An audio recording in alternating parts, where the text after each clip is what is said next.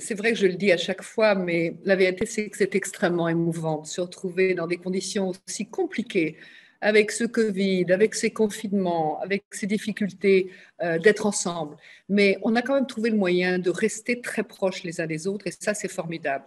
Je sais que la plupart d'entre vous ont déjà reçu ce petit mot avec les vœux du collège, qui fête ses 18 ans cette année. C'est une majorité impressionnante, et que vous avez reçu ce titre très honorifique de Haver. Vous vous souvenez qu'on l'avait donné à Claude Goasguen et à notre ami Arié Ben-Semoun à l'époque, en expliquant que lorsque Clinton s'était ému de la disparition d'Yitzhak Rabin, il avait dit Shalom Haver, et que c'était devenu un symbole dans le monde entier, et qu'il avait fallu expliquer au monde entier ce que ça voulait dire d'être un Haver. Et moi, j'avais essayé de le faire lorsque nous avions reçu notre très cher ami Claude Goasguen, et j'avais dit que Haver, c'est véritablement l'homme le plus près, l'ami qui est toujours à vos côtés, avec qui on peut se battre et avec qui on peut faire des choses ensemble.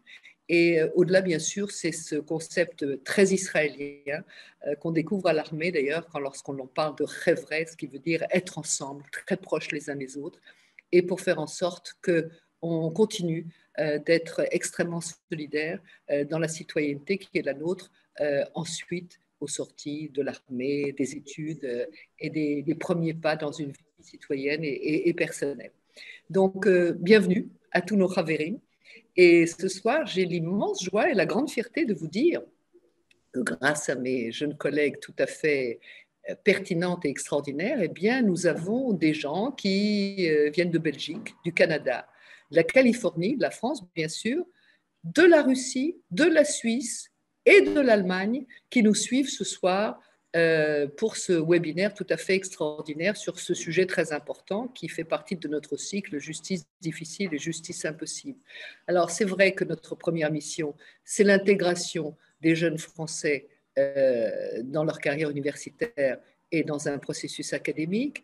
On y réussit. Depuis 18 ans, comme je l'ai dit et j'aime à le répéter, on a plus de 1000 étudiants qui sont diplômés et qui ont attaqué leur avenir et leur vie citoyenne d'une manière très forte et très solide. Et puis, on a aussi, au-delà, bien sûr, plein de mariages et plein de petits-enfants de ces rapports tout à fait extraordinaires parce qu'ils se sont retrouvés ici dans leur maison, au Collège académique de Natania et au campus francophone. Alors, on est très, très heureux de vous accueillir. On est particulièrement heureux de la qualité extraordinaire des intervenants de ce soir. On aura l'occasion d'en parler, mais je voudrais déjà remercier évidemment Jean-François Copé, qui est plus qu'un ami, vous le verrez tout à l'heure.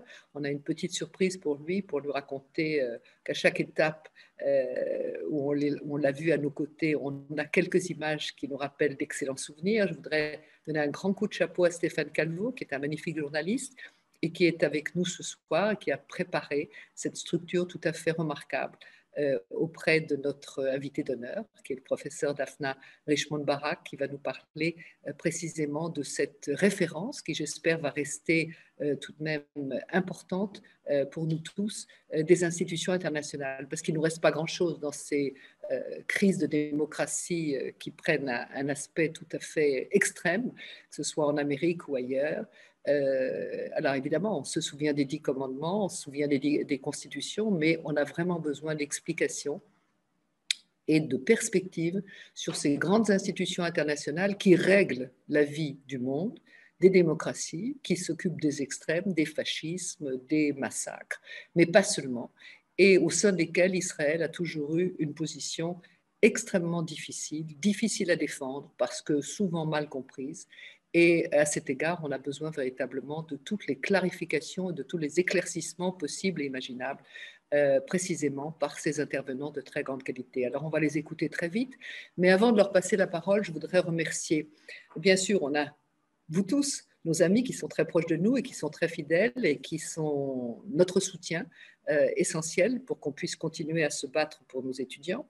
Mais aussi, on a tous nos partenaires qui sont là très présents et qui, encore une fois, cette année, malgré les conditions très compliquées, sont tout à fait là et actifs. Je voudrais donner un grand coup de chapeau à Marc Eisenberg, à Kalita, à l'Alliance israélite universelle, au professeur Rabinovitch, à l'Institut Lévinas, à l'Institut français, à l'ambassade de France, à l'espace francophone d'Ashdod, à nos amis Sam Pinto, Claude Liel, Serge Azria des États-Unis, à Michel Botke avec sa magnifique fondation Underwood, à nos amis Steinmetz qui nous ont aidés pendant de très très très nombreuses années, et les gens du Bnei qui sont là aussi à nos côtés depuis très longtemps.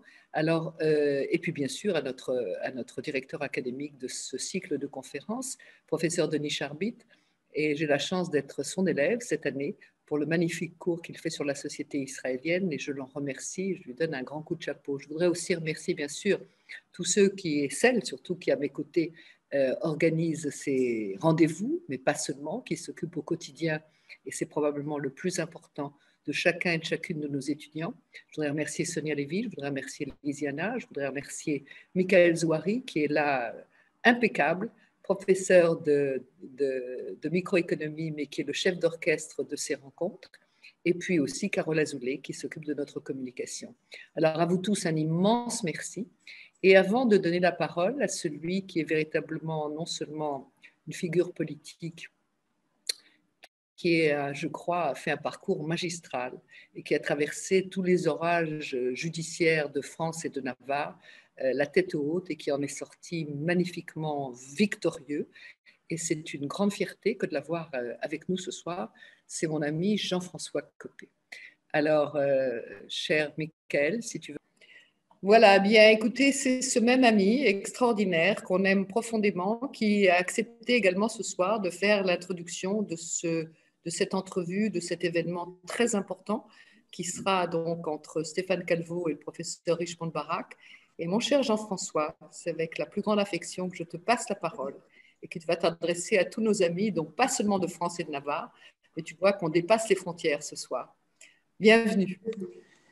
Merci Claude et chers amis, c'est un grand plaisir pour moi de vous retrouver dans ce format quand même inhabituel que nous devons à cet horrible virus et qui nous conduit à nous retrouver par écran interposé. Avant de commencer, je voudrais Claude vraiment te remercier, saluer le travail absolument formidable que tu conduis avec toute l'équipe, dire que je suis très honoré de me retrouver au milieu de tant de personnalités, au milieu de vous tous. Avec une grande fidélité, parce que c'est vrai qu'à chaque fois que tu me sollicites, je suis bien volontiers présent. Je ne peux pas commencer mon intervention sans, avant toute chose, tirer un coup de chapeau à la manière dont Israël gère la vaccination. Je dois dire que c'est un modèle pour toute la planète et pour nous autres Français qui avons lancé notre dispositif avec un peu de retard. Je serai moi-même demain en tant que maire de Meaux à lancer le centre de vaccination à Meaux, et que je vois combien nous démarrons lentement, de voir que Israël a déjà vacciné près de 20% de sa population, même si le contexte est différent, et j'ai lu les interventions de Ran Balisser sur le sujet. Bravo, c'est un modèle une nouvelle fois. Voilà. Et puis je voudrais avoir aussi une pensée pour mon cher ami Claude Goasguen, dont vous savez qu'il était malheureusement il est décédé du fait du Covid et qui était un de mes grands amis personnels. Alors, tu m'as demandé, Claude, un exercice extendé, Claude, d'évoquer la situation d'Israël face aux institutions internationales. Évidemment, c'est un sujet très vaste. Et moi, ce que je souhaiterais, peut-être, puisque j'ai le privilège de lancer le débat, je voudrais, avec vous, poser 2 ou 3 problématiques qui pourront, je pense, permettre de structurer un peu dans le détail nos échanges. Le premier point, c'est que nous sommes confrontés à ce paradoxe très difficile à mesurer à froid. C'est que les institutions internationales, pour l'essentiel, ont été créées juste après la Deuxième Guerre mondiale, à la fois dans un message de paix universelle et puis aussi après le traumatisme immense de la Shoah. Et imaginez que c'est dans cet esprit-là que les puissances vainqueurs du nazisme se sont retrouvées autour de la table, ayant à l'esprit l'échec de la Société des Nations. Et avec cette idée que l'ONU devait être le cadre d'une discussion autour de la paix et de la lutte contre toutes les formes de dictature, personne n'aurait imaginé, alors qu'Israël a été l'un des tout premiers membres historiques qui a participé à l'aventure, donnerait cette situation dans laquelle aujourd'hui Israël se trouve bien souvent pointé du doigt.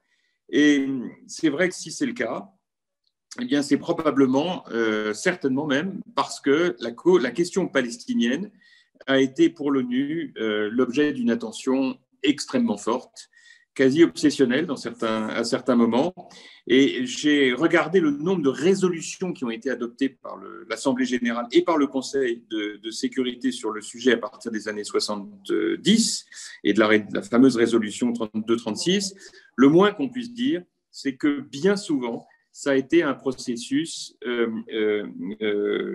qui a consisté de manière quasi méthodique à isoler Israël au fur et à mesure que le nombre d'États membres augmentait par le jeu des alliances. Et ça, c'est un point très important que je crois qu'il faut qu'on ait en tête, c'est que l'ONU, c'est d'abord une instance politique et qu'on s'est trouvé dans cette situation dans laquelle la question palestinienne a fait l'objet d'une attention extrêmement importante et même disproportionnée si on le place par rapport à des situations comparables. Je pense par exemple à la situation des Kurdes, qui est l'exemple que l'on cite souvent. Donc c'est vrai que dans ce contexte-là, quand on regarde ce qu'il en est, la plupart de ces résolutions mettent en cause la politique menée par Israël et systématiquement, le nombre de voix contre ces résolutions est très faible. Et ça, c'est d'autant plus intéressant qu'en réalité, les choses sont plus complexes.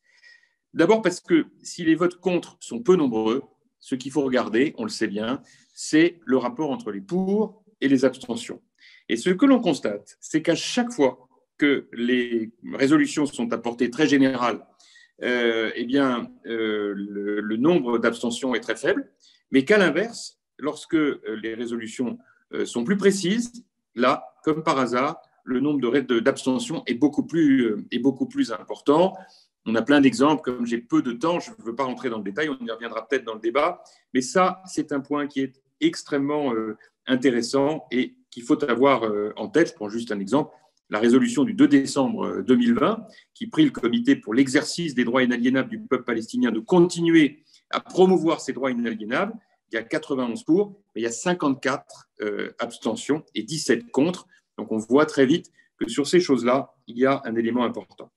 Bon, le deuxième point que je voudrais évoquer, évidemment, par rapport à ça, c'est que tout ça est lié à un effet d'entraînement et que derrière tout cela, l'accumulation de ces résolutions a évidemment un effet négatif sur l'image d'Israël. Et c'est pour tous les amis d'Israël, dont je suis, évidemment, un vrai sujet de préoccupation. Parce qu'il nous faut distinguer, d'un côté, des structures qui sont dépourvues de tout pouvoir de contrainte juridique.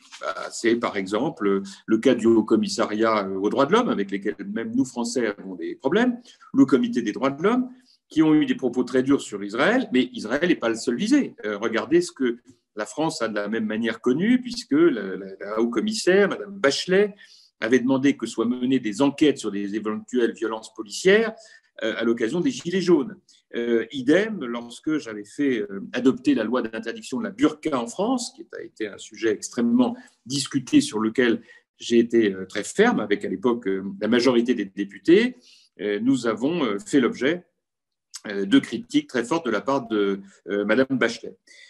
Donc il faut distinguer ces structures qui ne sont pas pourvues de compétences juridiques de ce qui relève des juridictions internationales, que ce soit par exemple la Cour pénale internationale, et vous savez qu'il y a en ce moment même une instruction qui est en cours à l'encontre d'Israël, et ce sera évidemment un sujet très, très important. Et puis, deuxièmement, en ce qui concerne la Cour européenne des droits de l'homme, au regard de l'action que la France a menée pour interdire le mouvement BDS, et sur lequel la France a été extrêmement ferme et condamnée pour cela par la Cour européenne des droits de l'homme. Donc on voit bien derrière tout cela les enjeux très lourds sur lesquels il faut porter le combat de conviction.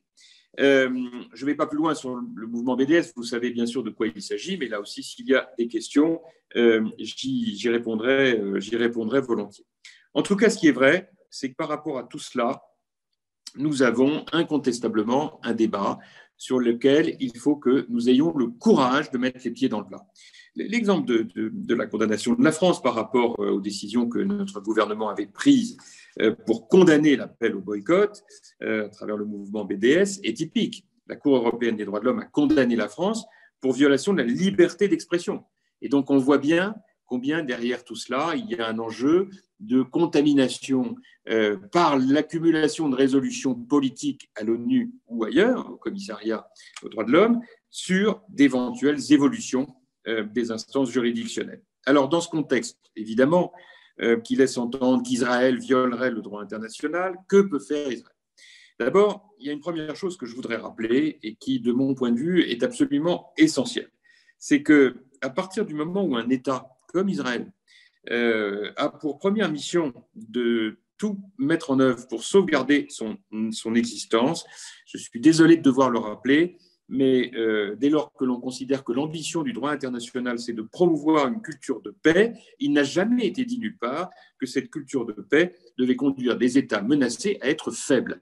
C'est tout l'inverse. Et de la même manière, à ne pas répliquer. C'est tout l'inverse. Et donc, c'est l'essence même de la souveraineté sans laquelle l'État et le droit international n'auraient pas d'existence, qui doit conduire Israël, qui est en situation de guerre permanente, qui subit des attaques incessantes, à rester extrêmement ferme par rapport à ses intérêts stratégiques. Et moi, j'ai très souvent coutume de dire à ceux de mes collègues ou interlocuteurs de toute nature qui, depuis Paris ou d'autres pays d'ailleurs, d'autres capitales, tiennent des propos très théoriques et en même temps très combinatoires sur ce que devrait faire Israël, qu'il n'y a rien de tel que d'aller sur place, ce que j'ai fait bien souvent, Claude le sait, pour remettre les pendules à l'heure et pour mesurer combien, dans un territoire aussi exigu, la menace, elle n'est pas théorique, elle est physique, elle est réelle et qu'elle commande évidemment beaucoup de courage. Alors, en même temps, ayant dit cela, et sans vouloir être trop long, je voudrais maintenant aborder l'autre point, et je terminerai par là, parce que c'est une manière aussi pour moi de lancer le débat, de voir, une fois qu'on a dit cela, comment est-ce qu'Israël peut trouver le juste équilibre qui peut lui permettre de limiter ces attaques et petit à petit, par ce que nos amis anglo-saxons appellent le soft power, s'inscrire quand même dans une action de conviction pour montrer la justesse du combat que ce pays mène pour assurer la préservation de ses intérêts. Je voudrais prendre un exemple. Quand en juillet 2017, l'UNESCO a fait le choix d'inscrire Hébron au patrimoine mondial, la vieille ville, au patrimoine mondial en tant que zone protégée, 12 États se sont prononcés en faveur du classement de la cité en tant que site palestinien, 6 se sont abstenus, 3 ont voté contre. La réaction d'Israël a été de quitter l'instance de l'UNESCO. À la suite d'échanges entre les autorités palestiniennes, le gouvernement israélien, qui ont été des échanges extrêmement politiques, extrêmement tendus, comme toujours dans ces cas-là. Et évidemment, dans un premier temps, la réaction qui a consisté pour Israël à claquer la porte de l'UNESCO pouvait sembler tout à fait légitime. Et en même temps, j'ai envie de dire, est-ce qu'on a intérêt à sortir du jeu quand on est dans cette situation ? Si je pose cette question, c'est parce que quand on sort du jeu, ça a pour conséquence qu'on n'est plus là pour défendre sa position. Alors vous allez me dire, de toute façon, la partie est perdue d'avance. À l'UNESCO, tout est organisé pour faire en sorte que la parole d'Israël ne soit jamais entendue. Certes, mais le fait d'y être continue de faire passer une musique. Et puis, c'est vrai aussi quand, de la même manière, Israël a eu des positions comparables en ne voulant pas plus coopérer avec le commissaire des Nations Unies aux droits de l'homme. Et pareil, je pourrais faire la même remarque pour ce qui avait été fait pour la France. Je pense qu'on a toujours intérêt à continuer d'être dans le jeu pour pouvoir ne pas donner d'abord facialement le sentiment d'être responsable de son isolement, et puis ensuite parce que les alliances, elles peuvent évoluer. Ce qui est vrai un jour ne l'est pas forcément le lendemain, et que l'on peut inverser les tendances, notamment inciter les fameux abstentionnistes à se rallier au vote contre dans le cadre du vote de résolution.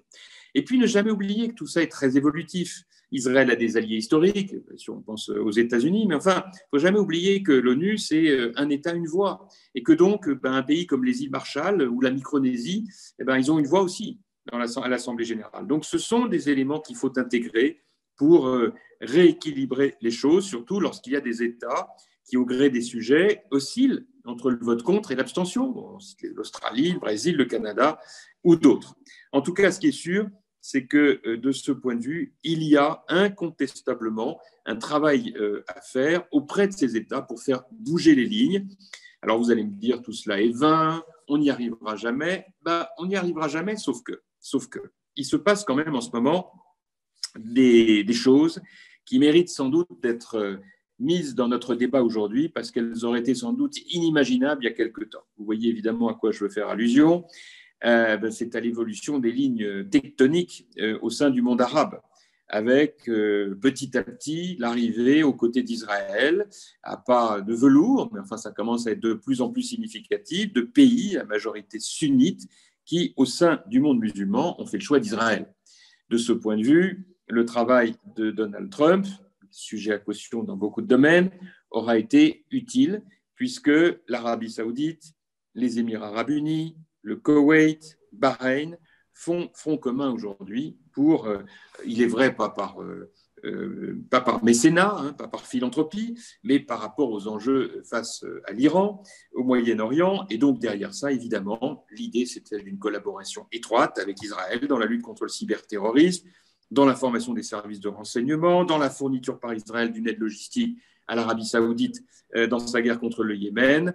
Tout ça, évidemment, peut constituer un socle qui ait vocation à faire évoluer les lignes au sein des instances internationales et, ce faisant, au sein des instances juridictionnelles internationales. Donc là, cher Jean-François, quand même que on va terminer sur cette note optimiste. Il va falloir creuser. Et juste pour terminer, si tu le permets, Claude, je pense que ce qui est en train de se passer aujourd'hui doit amener Israël, en tout cas tous ses amis, à réfléchir à une nouvelle façon d'organiser les rapports de force internationaux.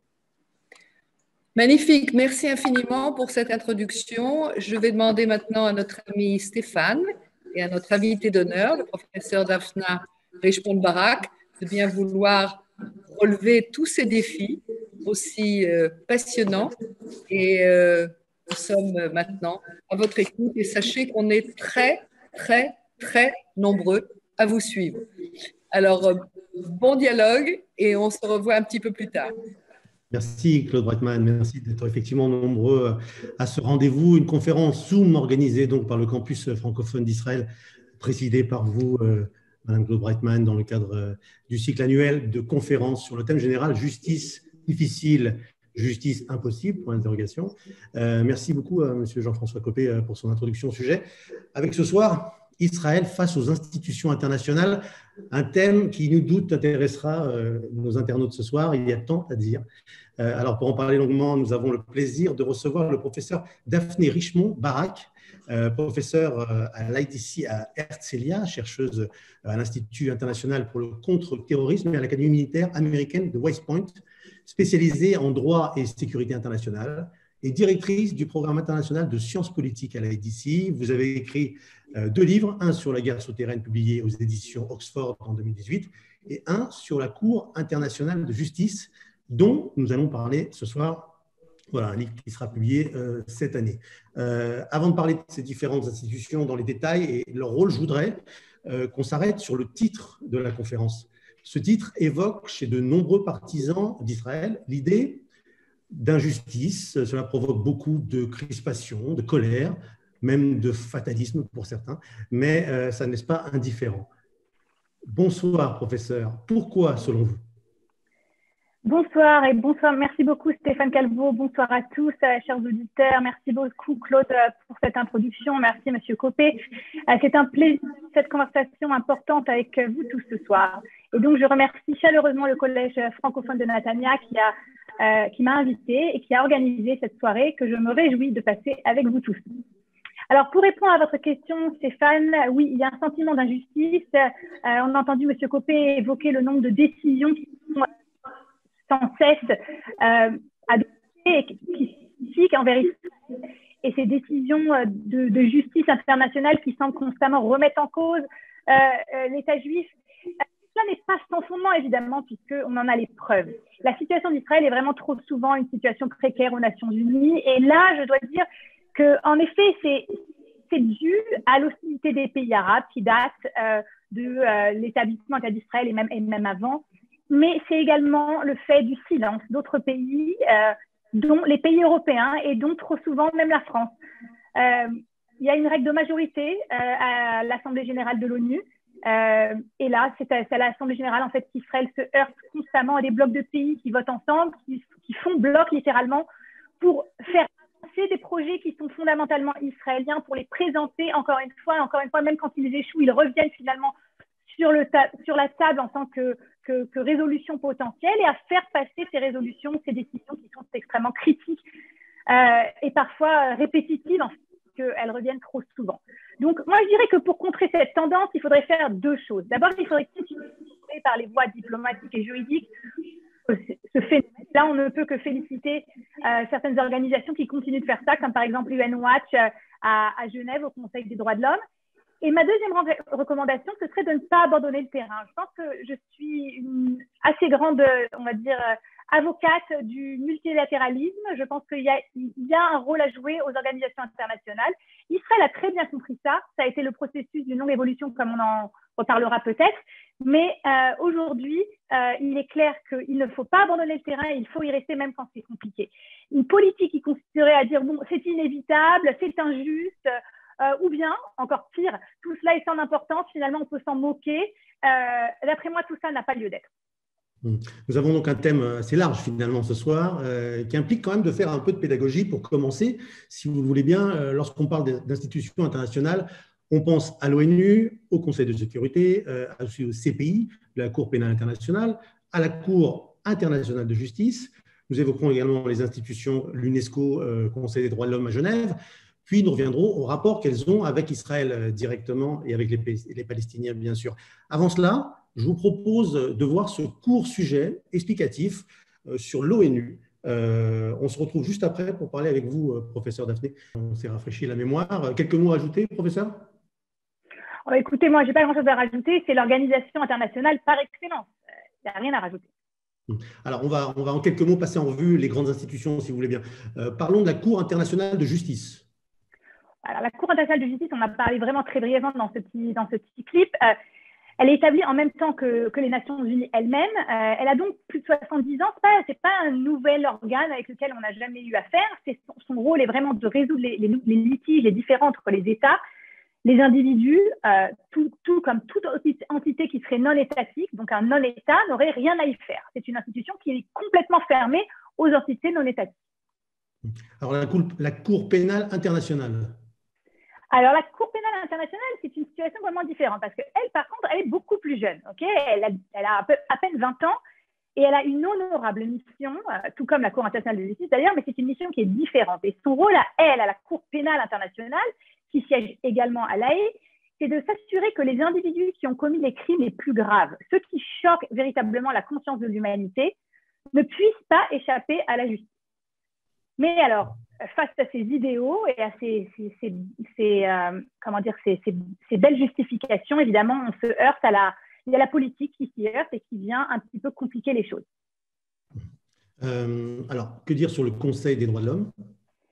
Alors, le Conseil des droits de l'homme, c'est une institution qui, elle aussi, est relativement récente, la plus récente peut-être de toutes celles dont on vient de parler. Et là, il faut absolument indiquer qu'il ne s'agit pas d'une institution judiciaire. Contrairement à la Cour pénale internationale, contrairement à la Cour internationale de justice, c'est vraiment un organe subsidiaire de l'ONU qui siège à Genève. Et oui, c'est un organe qui a donné à Israël beaucoup de fil à retordre et qui continue d'ailleurs, bien que, encore une fois, ces décisions n'aient pas de caractère obligatoire. Et M. Copé l'a élégamment souligné tout à l'heure. Très bien. On a fait le tour ? Pour l'instant, oui. On n'a pas oublié une. On va regarder, si vous voulez bien, un autre petit clip explicatif sur le Conseil des droits de l'homme, justement, de l'ONU. On regarde ça tout de suite et on revient dans un instant. On dit souvent que le Conseil des droits de l'homme, c'est l'institution la plus anti-israélienne de toutes. Est-ce qu'on peut faire quelque chose ? Écoutez, au risque d'être un petit peu fataliste, là, pour le coup, je vais vous dire que je ne suis pas sûre qu'on puisse faire grand-chose concernant le Conseil des droits de l'homme. Et je vais vous dire pourquoi, je vais vous expliquer. La situation à Genève est plus compliquée qu'à New York. Et je vais vous expliquer pourquoi. En fait, ce qui s'est passé, c'est que la communauté internationale a déjà tenté d'arranger les choses. En fait. Il y a déjà eu une réforme qui s'est produite du Conseil des droits de l'homme. Je vous ai dit que c'était une institution récente. En fait, elle date de 2006. Pourquoi ? Parce qu'elle a été créée pour remplacer une institution qui lui précédait, qui s'appelait la Commission des droits de l'homme, qui, elle, datait de 1945 et de l'établissement de l'ONU. Cette institution, la Commission des droits de l'homme, donc la première, elle a été démantelée en 2006. Et la question, c'est de savoir pourquoi a-t-elle été démantelée. Et en fait, ce qui s'est passé, c'est qu'au dire des plus hauts fonctionnaires de l'ONU de l'époque, y compris le secrétaire général qui était à l'époque Kofi Annan, cette ancienne Commission des droits de l'homme, elle était trop sélective, elle était trop partiale dans son traitement des droits de l'homme et beaucoup trop portée à critiquer Israël. Et là, je vous parle d'une critique qui venait de l'intérieur des Nations Unies, pas d'organisations extérieures ou éventuellement de la communauté pro-Israël, etc. Non, c'était vraiment une réforme de fond qui a été faite parce qu'il y avait un problème de fond qui était très lié à Israël lui-même. Et donc, voilà où on en est 14 ans plus tard. Les États-Unis ont quitté ce Conseil des droits de l'homme parce que finalement, ils n'arrivaient pas à reprendre les devants. L'organe était redevenu ce qu'il était finalement avant 2006. Et alors, donc, oui, on perd un peu espoir dans une situation comme ça. On se dit que c'est peut-être pas c'est peut-être un organe où finalement la politique prend le dessus des droits de l'homme. C'est déplorable, mais il faut continuer à se battre et il y en a qui le font. Mais encore une fois, je porte moins d'espoir en ce qui se passe à Genève qu'en ce qui peut se passer à La Haye ou à New York. Alors, on va continuer. Quels sont les défis auxquels Israël doit faire face sur ce nouveau champ de bataille, si on peut l'appeler ainsi? Oui, c'est un peu un nouveau champ de bataille. Vous savez, il y a un mot en anglais. Alors, M. Copé parlait de soft power. Je vais utiliser un autre mot en anglais qui s'appelle lawfare, qui est une conjonction en fait du mot law, qui veut dire droit, et faire, qui vient de warfare. Et en fait, ce mot lawfare, c'est vraiment l'utilisation des institutions juridiques à des fins politiques, un peu comme on pourrait le faire avec des armes sur un véritable champ de bataille. Donc, quels sont les points chauds pour Israël aujourd'hui au point de vue juridique, justice internationale? J'en vois deux principaux, ok?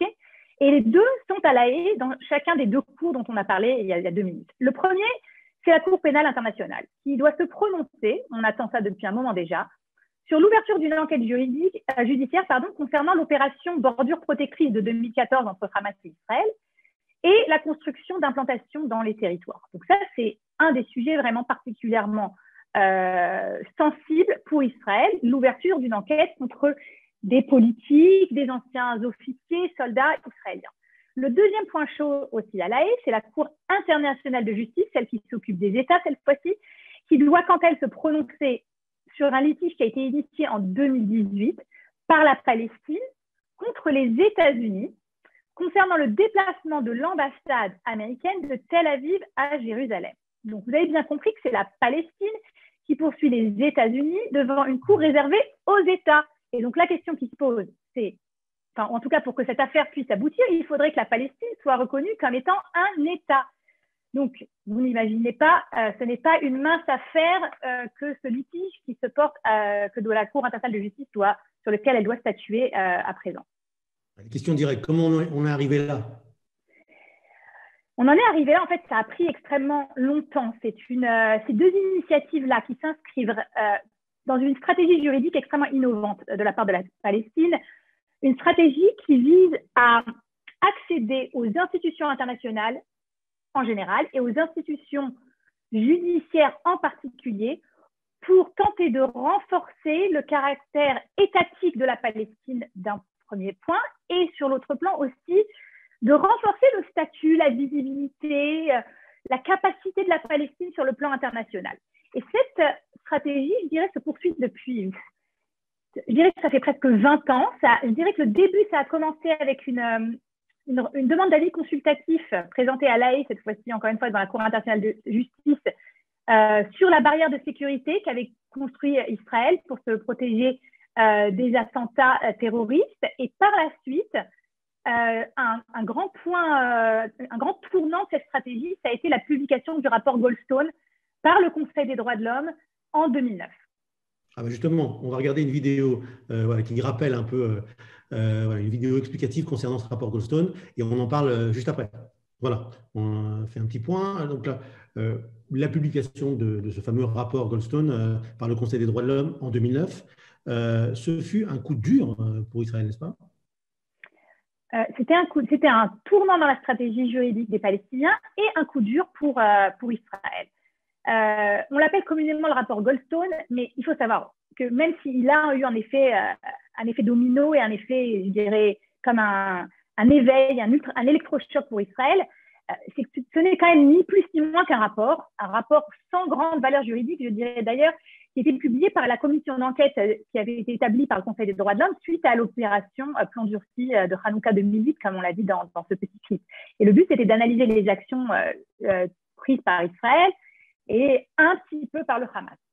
Donc oui, c'est un électrochoc pour Israël, ça donne lieu à des réformes au ministère de la Justice, dans l'armée, une prise de conscience dont Israël avait probablement vraiment besoin, et donc il y a eu quand même des effets positifs, évidemment. Mais ce qui est important de savoir par rapport à Israël, c'est qu'on est très loin. Donc 2009, on se réveille et on se rend compte que la politique de l'Oum Shmoum, cette phrase, pour ceux qui s'en souviennent, qui avait été déclarée par Ben Gourion dans les années 50, qui visait à un peu minimiser ce qui se passe à New York, à Genève ou à La Haye, parce que finalement, Israël fait ce qui est bon pour Israël et doit se défendre. Finalement, on se rend compte que ce n'est pas vraiment possible, parce que ce qui se passe à La Haye, à New York, c'est un peu comme ce qui se passe sur le champ de bataille contemporain, et les conséquences peuvent être considérables pour Israël à tout point de vue. En effet, alors depuis, Israël semble de plus en plus impliqué dans ce combat face aux différentes initiatives, tentatives juridiques, politiques auxquelles elle doit faire face. C'est un peu une course, en fait. C'est un peu comme un marathon. C'est des tentatives qui demandent des démarches, je dirais, par la Palestine, qui demandent une attention constante de la part d'Israël. Ça demande beaucoup d'attention, ça demande beaucoup de ressources. Et surtout, le plus gros problème, d'après moi, c'est qu'en fait, ça laisse peu de place à Israël pour établir une stratégie, c'est-à-dire le pendant, en fait, qui serait une stratégie juridique de la part d'Israël, une politique qui serait peut-être plus proactive, qui serait… Israël n'a pas le temps de la mettre en place, finalement, parce que constamment, il y a des nouveaux développements qui demandent des attentions immédiates sur exactement ce qui vient de se passer maintenant. Et c'est là, vous voyez exactement le parallèle avec le plan militaire est identique. Il se passe quelque chose à Gaza, donc on ne peut pas s'occuper de ce qui se passe au Liban, on ne peut pas gérer sur tous les fronts en même temps. Et finalement, Israël est constamment sur le qui-vive, pas forcément capable de mettre en place une stratégie sur le long terme et méthodique, etc. Vous évoquez des stratégies créatives et innovantes. La stratégie juridique des Palestiniens face à ces institutions, alors quelle est-elle, justement ? Cette stratégie, c'est une stratégie qui, je l'ai dit, qui en fait demande… les Palestiniens souhaitent avoir accès à ces institutions internationales. Mais pour devenir un membre à part entière de l'ONU, la Palestine devrait en fait recevoir l'accord du Conseil de sécurité de l'ONU. Or, le Conseil de sécurité, c'est un organe où les États-Unis ont un veto. Et donc, à chaque fois que la Palestine s'est présentée devant ce Conseil de sécurité pour tenter d'accéder pleinement à l'organisation internationale, elle s'est finalement retrouvée face à un échec. Et donc, elle a tenté de court-circuiter. Et en fait, toute cette stratégie, elle a pour but de court-circuiter le Conseil de sécurité en passant par des organes qui sont peut-être subsidiaires, comme le Conseil des droits de l'homme, comme l'UNESCO, et à atteindre, en fait, à pénétrer les institutions qui sont les plus fermées au non-État, normalement, comme la Cour internationale de justice, et de mettre des pays comme Israël ou comme les États-Unis devant des défis juridiques qui sont pratiquement insurmontables. Donc oui, c'est innovant et c'est surprenant. Alors la Cour pénale internationale a-t-elle, elle aussi, été partiale vis-à-vis d'Israël ces dernières années ? Alors, pour la Cour pénale internationale, je pense que le constat, il doit être un peu plus mitigé. Parce qu'on ne peut pas dire que la Cour pénale internationale soit pro-Israël, évidemment. Et d'ailleurs, les Israéliens ne la portent pas vraiment dans leur cœur. Mais, et là, c'est un grand mais, il faut noter que le procureur de la Cour, Mme Fatou Bensouda, a pu prendre des décisions qui furent perçues comme étant pro-Israël. Ça ne veut pas dire qu'elles étaient pro-Israël, mais elles ont été négativement perçues par le monde extérieur. Donc, qu'est-ce qu'elle a fait, par exemple? Et là, c'est un exemple qui vaut la peine d'être noté. Elle avait refusé d'ouvrir une enquête judiciaire concernant les actes commis à bord du Mavi Marmara. Alors, le Mavi Marmara, c'était ce navire qu'Israël avait intercepté en 2010 aux abords de la bande de Gaza, l'histoire de la soi-disant flottille humanitaire, pour ceux qui se rappellent, dans laquelle une dizaine de personnes avaient trouvé la mort. Et Fatou Bensouda avait été saisie d'une requête par l'État des Comores, et elle l'a rejeté. Et donc, l'incident de ce Mavi Marmara n'a jamais été jugé au sein des institutions internationales. Elle a été énormément critiquée pour cette décision et ça lui a nui au sein de la Cour elle-même, c'est-à-dire dans la politique interne de la Cour vis-à-vis des juges, etc., qui l'ont remis en cause, qui lui ont demandé formellement de reconsidérer sa décision, etc. Donc, de façon directe et personnelle, elle a perdu du capital politique. Donc, elle n'est pas pro-Israël et Israël passe son temps à la critiquer, mais d'un autre côté, il faut savoir qu'elle a quand même essayé parfois de prendre des décisions qui n'étaient pas forcément celles qu'on aurait attendues d'une anti-israélienne engagée. Par contre, ce qu'il faut savoir, c'est qu'aussi que la procureure Fatou Bensouda s'en va et elle va être succédée par un nouveau procureur qu'on attend dès le mois de juin. Et la question, c'est de savoir s'il fera la même chose ou comment il va se comporter vis-à-vis d'Israël et des décisions à venir. Oui, ça va être suivi de très près par Israël, j'imagine. Et d'ailleurs aussi par les États-Unis qui ont peur de cette enquête judiciaire sur les actes commis par leurs soldats en Afghanistan. Oui, et là, en fait, ce qui est intéressant, c'est de voir que les intérêts des États-Unis et d'Israël, finalement, se recoupent là. Quand on regarde, on me pose très souvent la question de savoir que va faire le nouveau président Biden vis-à-vis de la Cour pénale internationale, parce que le président sortant, Donald Trump, a été relativement opposé, c'est moins qu'on puisse dire, à la Cour pénale internationale. Si on compare avec Obama, qui était lui, je dirais, amouraché de la Cour pénale internationale, on peut peut-être s'attendre ici à ce qu'un Biden soit plus nuancé, mitigé, maintenant que les États-Unis sont eux aussi dans la ligne de mire finalement avec Israël. Donc, ça sera intéressant de suivre la politique des États-Unis finalement aussi sur ces points. Alors, avant de passer à une autre institution qui a fait parler d'elle aussi beaucoup, M. Copé en a parlé tout à l'heure, c'est l'UNESCO. On va regarder une petite vidéo et puis on se retrouve tout de suite. Alors, on va parler de celle-ci, le patrimoine, mais il y a une autre affaire qui a fait encore plus de bruit, c'est celle de l'entrée surprise des Palestiniens à l'UNESCO en tant que membre à part entière. Vous vous souvenez ? Oui. Là, c'est le petit clip qu'on vient de voir. C'est un extrait qui date de 2016, quand il y a eu cette décision qui a été prise, cette résolution fortement anti-israélienne. Et alors, on peut s'en étonner et dire mais pourquoi? Qu'est-ce qui se passe? D'un autre côté, il ne faut pas oublier ce qui s'est passé avant.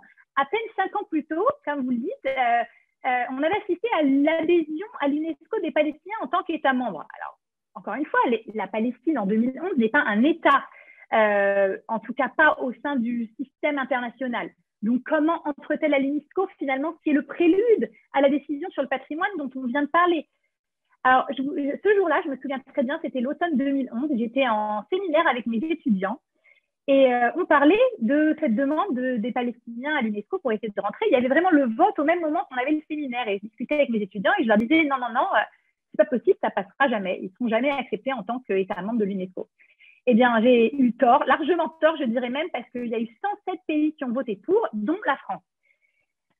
Donc, pour moi, là, on se retrouve un peu, on a la tête devant le mur. Okay, on accepte en 2011 que la Palestine devienne membre de l'UNESCO, mais après, on s'étonne en 2016 qu'une telle décision puisse être adoptée.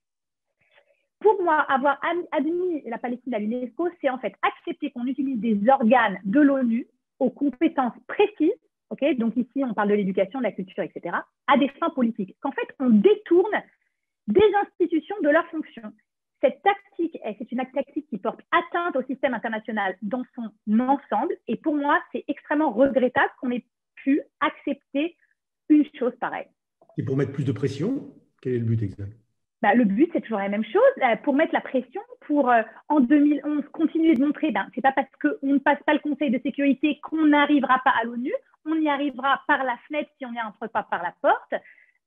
Et à chaque carrefour, à chaque étape, toujours le même étonnement. Comment c'est possible? Comment on laisse passer ça? Comment des interprétations juridiques aussi pointues et à la limite inconcevables sont-elles finalement, réussissent-elles? C'est une stratégie, encore une fois, qui est longue, mais qui a donné ses fruits. En fait, aujourd'hui, on se rend compte que le résultat parle de lui-même.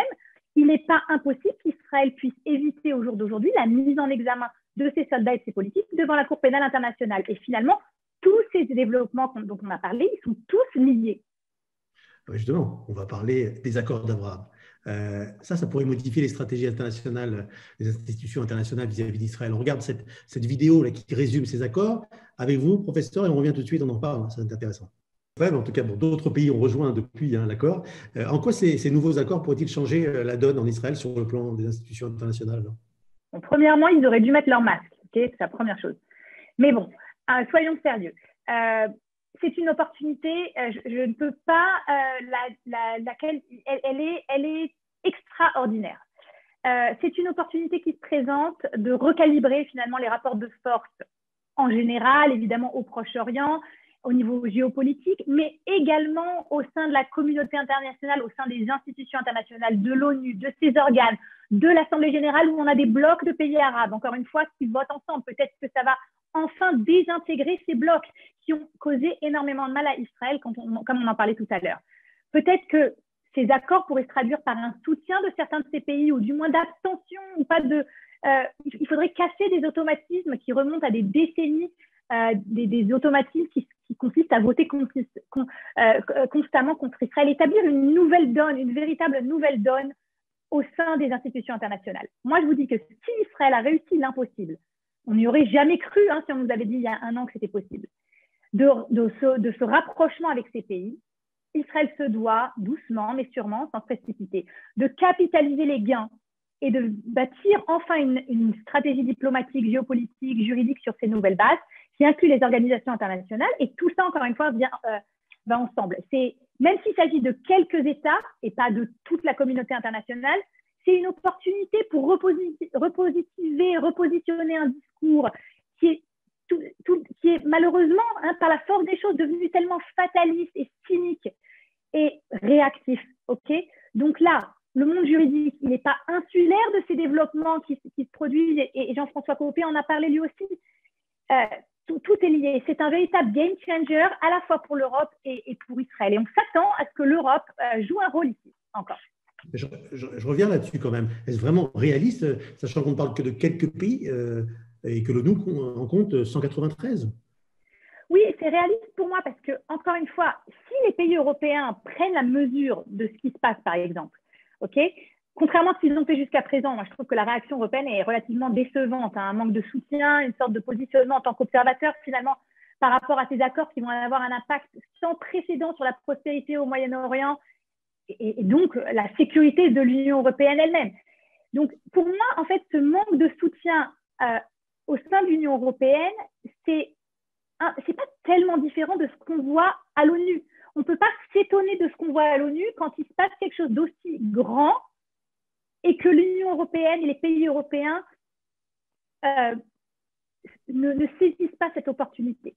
Donc pour moi, tout ça, on doit le voir dans son ensemble. Ce qui se passe à La Haye, ce n'est pas isolé de ce qui se passe à Dubaï ou de ce qui se passe à Bruxelles ou de ce qui se passe au Luxembourg sur la Shemitah. Tout ça, c'est un ensemble avec des événements géopolitiques qui sont liés aux événements juridiques. Et donc, tout ce qui se passe devant nos yeux aujourd'hui, c'est une opportunité, je le redis encore une fois, pour Israël de reprendre les rênes du jeu, de mener le jeu, en ces termes, de repenser sa stratégie, de se présenter comme un partenaire incontournable. Et là, je pense que le soutien des pays européens, encore une fois, doit se faire sentir, particulièrement si, j'espère que ce ne sera pas le cas, mais on assiste à une retraite, disons même légère, des États-Unis sur ce point. Alors, les efforts ont déjà été faits. L'Union européenne, les pays européens peuvent aider ici Israël à changer cette donne et à reprendre un peu les choses en main. Professeur, ce sera ma dernière question et ça m'emmène évidemment à vous questionner sur l'avenir. De quoi est-il fait? Comment Israël pourra faire mieux face à ces défis? Deux choses. Je dirais que pour conclure, j'aimerais vous laisser avec deux idées. La première, c'est qu'Israël doit capitaliser les gains de ces derniers mois. Ce qui s'est passé avec les accords Abraham, encore une fois, les Émirats, le Soudan, Bahreïn, le Maroc, etc. Ceux qui suivront, parce qu'il y en aura d'autres, ce qui a été fait au niveau de ces accords doit se traduire par un changement de rapport de force au niveau des organisations internationales. Ça se ressentira, j'en suis persuadée. La deuxième chose, c'est qu'Israël doit être plus proactive, moins réactive.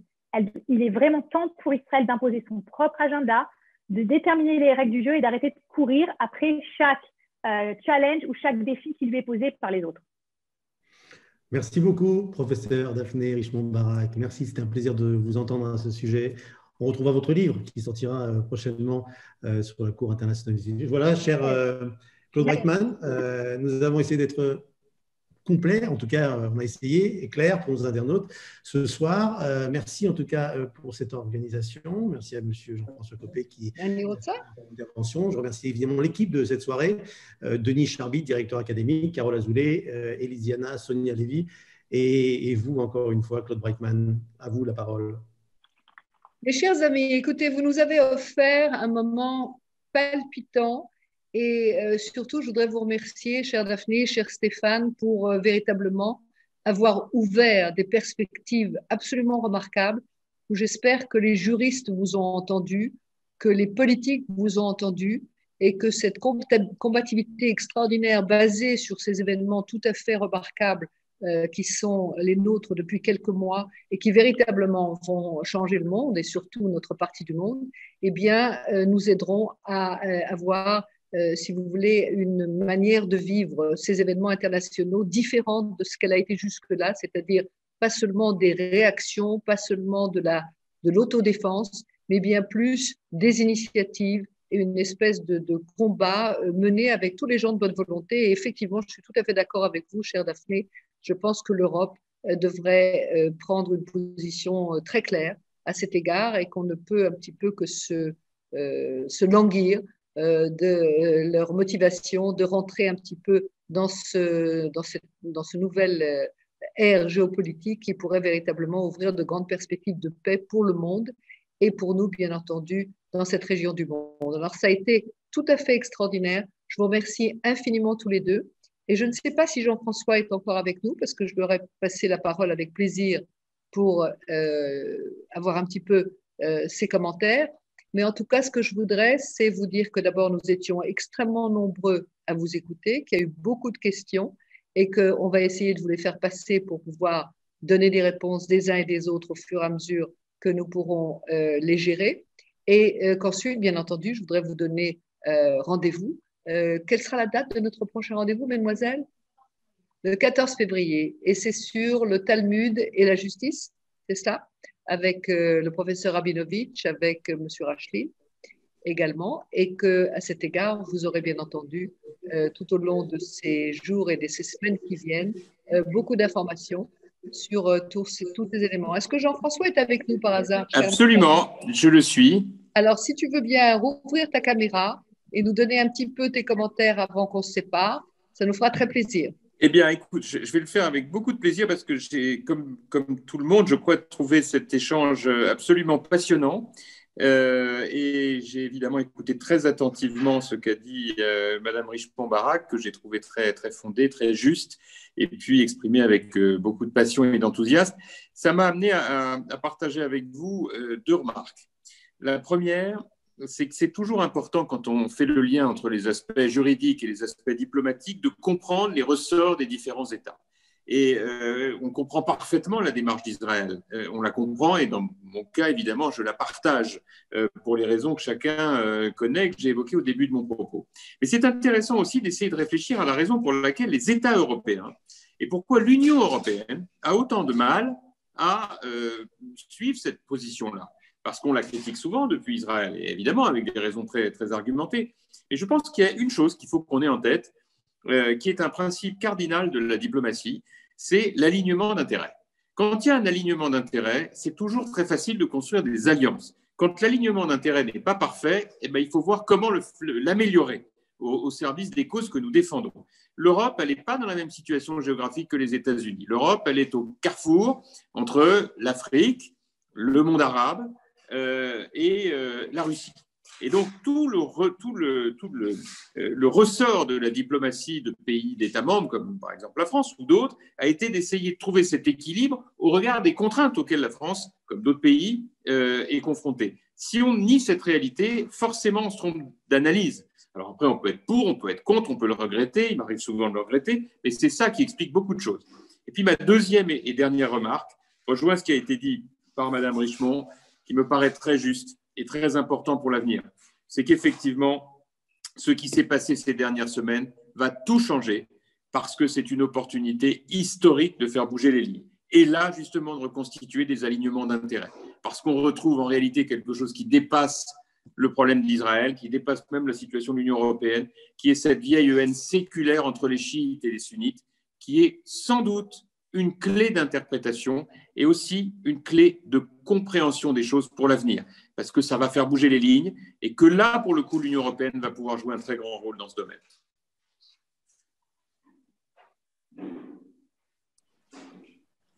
Voilà, alors c'était tout à fait important d'avoir également ton commentaire pour réagir sur ce magnifique entretien. Chère Daphné, je ne sais pas si on vous a vu, mais on sait que vous êtes là, vous êtes très proche, vous avez fait une performance tout à fait remarquable, extraordinaire. Je vous salue tous, je vous remercie 1000 fois. Jean-François, c'était un coup de cœur. Stéphane, merci beaucoup pour ce talent et cette structure formidable de cet entretien. Et chère Daphné, j'espère qu'on aura plein d'occasions de se revoir parce que c'était formidable. Bonsoir à tous, très bonne soirée et rendez-vous le 14 février. Avec plaisir, à la prochaine. Merci beaucoup. Au revoir. Au revoir.